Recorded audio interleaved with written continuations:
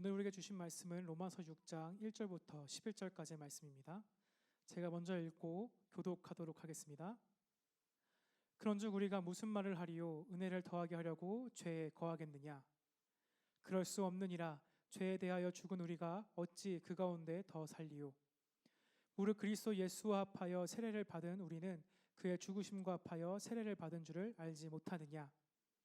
그러므로 우리가 그의 죽으심과 합하여 세례를 받음으로 그와 함께 장사되었나니 이는 아버지의 영광으로 말미암아 그리스도를 죽은 자 가운데서 다시 살리심과 같이 우리로 또한 새 생명 가운데서 행하게 하려 함이라. 만일 우리가 그의 죽으심과 같은 모양으로 연합한 자가 되었으면 또한 그의 부활과 같은 모양으로 연합한 자도 되리라. 우리가 알거니와 우리의 옛 사람이 예수와 함께 십자가에 못 박힌 것은 죄의 몸이 죽어 다시는 우리가 죄에게 종노릇하지 아니하려 함이니 이는 죽은 자가 죄에서 벗어나 의롭다 하심을 얻었음이라.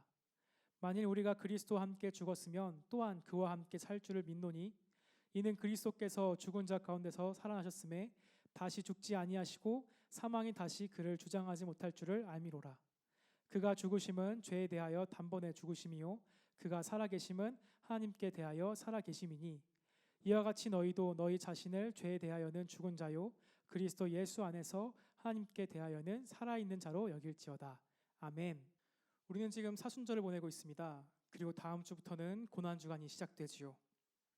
믿음의 선조들은 이 시간들을 매우 귀중하게 여겼습니다. 예수 그리스도의 죽으심과 부활하심을 묵상하면서 무엇보다 기도하고 금식하며 다른 사람들을 구제했던 귀한 시간으로 여겼습니다. 그리고 이 부활절을 준비하면서 그 가운데에 세례받을 사람들을 교육하고 그 사람들을 기도하고 중보하면서 한 공동체의 일원으로 받아들일 준비를 했던 매우 귀한 시간이었습니다. 이 사순절은 그 이름처럼 40일 동안 진행되는데 이 부활절로부터 거슬러 올라가서 이 작은 부활절인 주일을 뺀 40일 동안 보내는 것을 뜻하지요. 한 사람을 세우고 한 공동체로 품고 무엇보다 자신 마음 가운데 있는 부활신앙을 돌아보는 아주 귀한 시간, 그것이 바로 사순절이 담고 있는 의미라 할 수 있습니다. 이렇게 사순절의 의미를 생각해 볼 때에 제 안에 피해갈 수 없는 질문이 생겼습니다. 저는 모태신앙입니다. 그렇기 때문에 정말 그 모든 순간 가운데에 모든 시간 가운데에 저는 교회 공동체에 속해 있었지요. 자연스럽게 저는 매해 이 사순절과 고난주간을 보냈습니다. 그런데 제가 놀라운 것은, 어떻게 보면 안타까운 것은 제 마음 가운데에 제가 무엇을 묵상하고 무엇을 기도하는지 살펴보니까 크게 달라지지 않았다는 것을 발견하게 됐습니다. 모태신앙, 전도사, 그 모든 것들을 떠나서 한 사람의 그리스도인으로서 과연 내가 이 사순절을 어떻게 보내야 하는가 돌아볼 때에 크게 변하지 않는 제 모습을 보면서 심각한 위기감을 느꼈습니다. 예수 그리스도가 죽으시고 부활한 것이 어떻게 보면은 남의 이야기인 것 마냥 멀리 한 발짝 떨어져서 그저 머리로만 암기하고 있는 제 자신을 발견하게 된 것입니다. 그런데 이러한 문제들이 꼬리에 꼬리를 물다 보니까는 이 큰 문제에 봉착하게 되었습니다. 십자가와 부활이 더 이상 내 것이 되지 않았을 때에 그 내 마음 가운데 십자가를 바라볼 때에 마음이 무뎌진 것을 발견한 것이지요. 처음에 십자가 앞에 섰을 때에 그리스도의 죽으심을 묵상하며 눈물로 회개했었습니다. 그 십자가 앞에 서 있는 제 자신이 너무 작고 초라하고 무엇보다 절망적이어서 하나님 앞에 엎드릴 수밖에 없었지요. 주님, 전 죄인입니다 고백했던 것이 기억합니다. 그렇게 1년이 지났습니다. 또 십자가 앞에 섰지요. 하나님, 저는 죄인입니다. 또다시 울면서 회개하였습니다. 또 1년이 지났습니다. 또 사순절이 찾아왔습니다. 저는 또다시 십자가 앞에 울며 나아갔습니다. 주님, 저는 죄인입니다 계속 되뇌이면서 우리 주님을 계속해서 십자가에 못 박았습니다.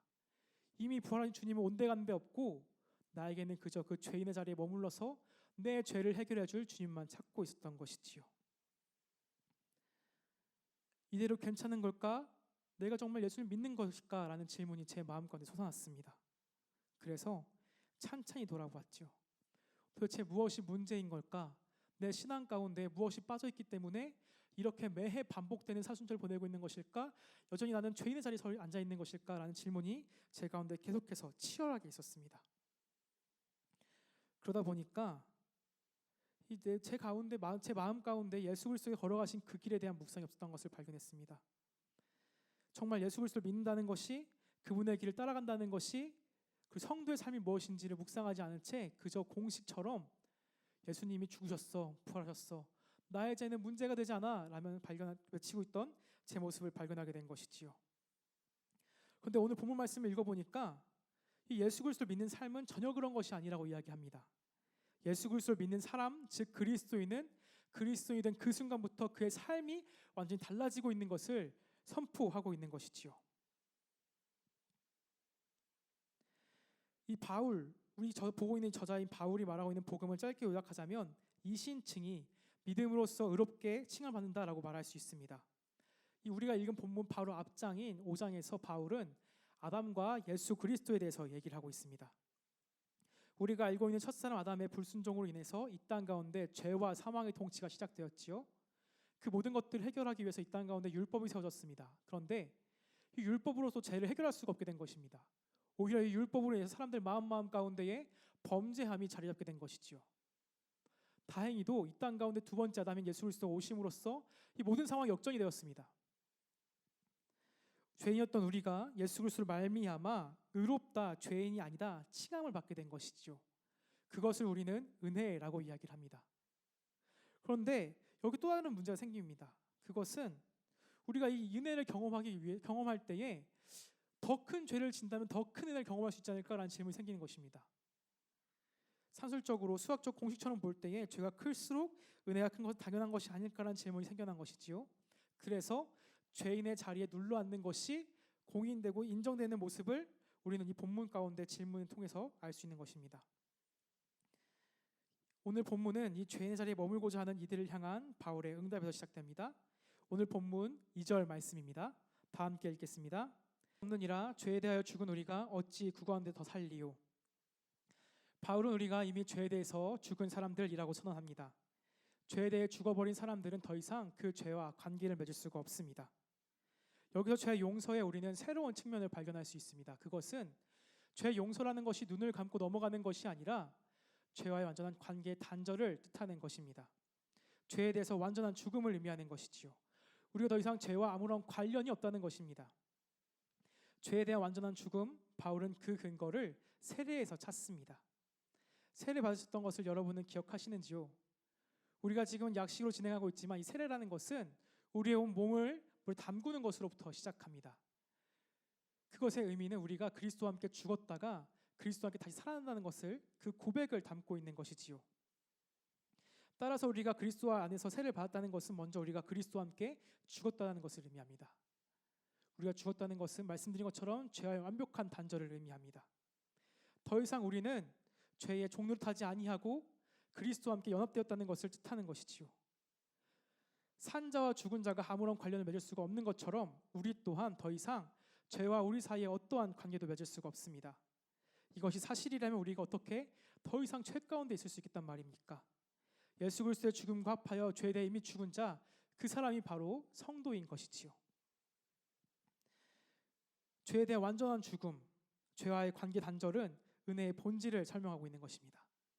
하지만 이 죄와의 단절이 모든 것을 다 의미하진 않습니다.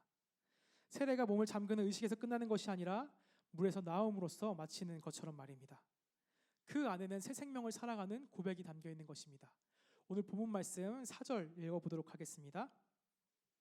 그러므로 우리가 그의 죽으심과 합하여 세례를 받음으로 그와 함께 장사되었나니 이는 아버지의 영광으로 말미암아 그리스도를 죽은 자 가운데서 살리심과 같이 우리로 또한 새 생명 가운데서 행하게 하려 함이라. 아멘. 우리 주님은 십자가에 못 박히셨을 뿐만 아니라 다시 부활하셨습니다.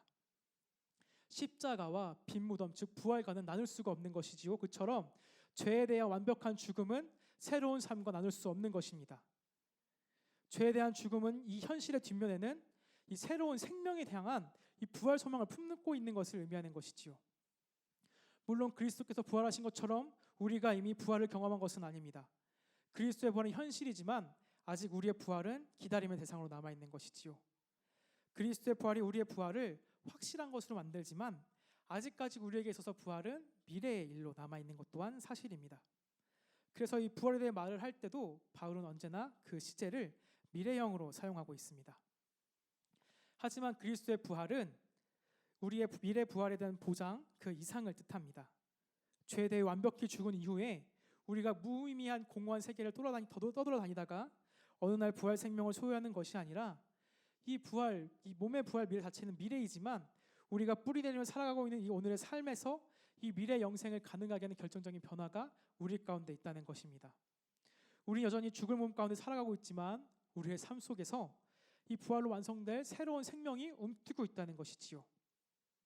사절이 고백하는 바와 같이 이와 같이 우리도 또한 죽음에서 부활에 이르는 그리스도의 여정에 고스란히 동참하고 있는 것입니다.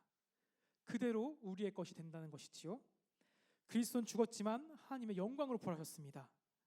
이처럼 우리도 죄에 대해 죽었을 뿐만 아니라 부활 생명 또한 그 새로움 가운데 우리 살아가고 있다는 것을 뜻합니다. 그렇게 우리는 죄에 대하여 죽고 하나님께 대하여 산 사람이 되어야 합니다. 오늘 본문 11절 말씀입니다. 이와 같이 너희도 너희 자신을 죄에 대하여는 죽은 자요 그리스도 예수 안에서 하나님께 대하여는 살아있는 자로 여길지어다. 아멘. 바울은 6장에서 이런 믿음의 차원을 여기라, 간주하라 라는 표현으로 담아냅니다. 우리는 우리 자신을 죄에 대하여 죽은 자요, 죽어버린 자요, 오직 하나님을 향해서 살아있는 자로 여겨야 될 것입니다. 이것을 우리는 간주해야 되는 것이지요. 그러나 이 요청은 사실은 아니지만 그런 척하라는 이 영적 허구를 뜻하고 있는 것은 아닙니다. 육신의 눈으로 볼 수 없지만 이 그리스도 안에서 이루어진 새 창조, 거듭남으로 그 사실을 이 받으리라라는 요청을 뜻하는 것입니다. 믿음의 결단은 하나님이 그리스도를 통해 행하신 일에 발맞추는 것입니다. 하나님은 죄인인 우리를 사랑하셨고 무엇보다 원수인 우리를 품으셨습니다. 그리고 그 아들을 믿음으로 말미암아 우리를 의롭다 간주하셨습니다. 이 신적 여기심은 우리를 새로운 존재로 만들고 무엇보다 우리는 믿음으로 이 새로운 상황을 참된 현실로 간주하며 살아가야 될 것입니다. 시간과 함께 썩어지며 금방 사라질 외적 현실에 집착하는 것이 아니라 날마다 새로워지면서 영생에 맞닿아 있는 이 영적 생명을 보듬고 살아가는, 여기에 깃대어서 살아가는 이 부활 소망을 품어야 되는 것이지요. 믿음의 눈으로 볼 때에 이 죄와 단절돼서 하나님과의 관계만이 유일한 이 실존은 엄연한 사실, 곧 직설법의 영역입니다. 하지만 이것이 우리가 경험하고 있는 유일한 현실은 아니지요. 우리에게는 이 눈으로 보이는 것이 규정되는 현실 또한 살아가고 있습니다. 죄에 대해 죽었기 때문에 죄를 지을 수 없다는 것은 현실적 의미의 불가능성이 아니라 신앙 고백적인 의미의 불가능성입니다. 따라서 죄의 지배를 허용하는 것을 가능한 이 현실, 이 직설법 속에서 하나님의 신적 불가능성, 더 이상 죄를 허용해서 안 된다라는 이 명령법 사이에서 우리는 끊임없는 긴장 관계를 살아가고 있는 것이지요. 이 두 현실의 충돌 속에서 우리는 믿음을 불가능하게 하는 가시적 현실을 넘어서 우리 자신을 죄에 대해서는 죽은 자요, 하나님께서 이 대해서는 살아있는 자로 간주하며 여기라는 도전을 받으며 살아가고 있습니다. 믿음은 이 두 현실 사이에서 실질적인 끊임없는 영적인 현실 가운데 선택하는 것을 뜻하는 것입니다. 그리고 그 결단으로 말미암아 우리의 실질적인 이 믿음의 면모가 드러나게 되는 것이지요. 우리 자신을 죄에 대하여 죽은 자요 하나님을 향해 살아있는 자로 간주한다는 것은 매 순간 우리의 영적 정체성에 합당한 그 삶의 방식을 선택할 것을 의미합니다. 우리는 지금 사순절을 보내고 있습니다. 정말 이 시간들을 통해서 십자가 앞에 나아가서 죄인 되었던 우리의 모습을 회개하고 생명의 자리로 나가길 간절히 소망합니다.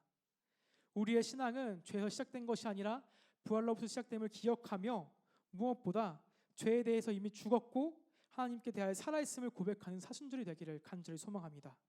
그리하여 참된 이 사순절을 통하여서 우리가 그의 죽으심과 합하여 부활을 경험하는 소망의 시간이 되기를 간절히 기도하겠습니다. 기도합니다. 하나님, 우리가 죄에 대하여는 이미 죽고 하나님께 대하여는 살아있는 오늘이 되기를 간절히 소망합니다. 주여, 우리 가운데 함께하여 주시옵소서. 이 사순절의 기간을 보낼 때에 우리에게 말씀하시는 주님의 음성을 듣게 하여 주옵시고 무엇보다 정말 우리가 그 부활의 의미를 깊이 깨달으며 부활의 그 생명을 품고 살아갈 수 있는 우리가 되게 하여 주시옵소서. 직설법과 명령법의 그 충돌되는 그 현실 속에서 우리가 정말 주님의 그 말씀에 결단할 수 있는 삶을 살게 하여 주옵시고 우리 신앙 가운데의 부활의 실질적인 면모를 드러낼 수 있는 참된 그리스도인을 살게 하여 주시옵소서. 감사합니다. 부활의 첫 열매 되시며 우리에게 도전하시는 우리 구주 예수님의 이름으로 기도합니다. 아멘.